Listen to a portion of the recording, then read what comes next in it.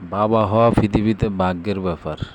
যখন সন্তান ছিলাম তখন সন্তানের বাবা মায়ের মর্ম বুঝি নাই, কিন্তু এখন যখন বাবা হলাম তখন সন্তান কী জিনিস তা বুঝতে শিখলাম।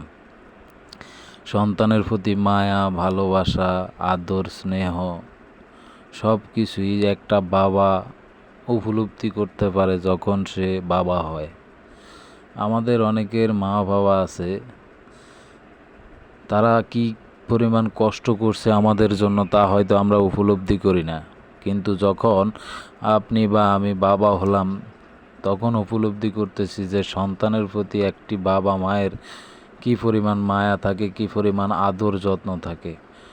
সবাই আমার মেয়ের জন্য দোয়া করবেন, সে যেন বড় হয় এবং সকলের ভালোবাসা চাই। আমার মেয়ের জন্য সবাই নিজের মন থেকে দোয়া করবেন। আমার মেয়েকে আমি অনেক ভালোবাসি।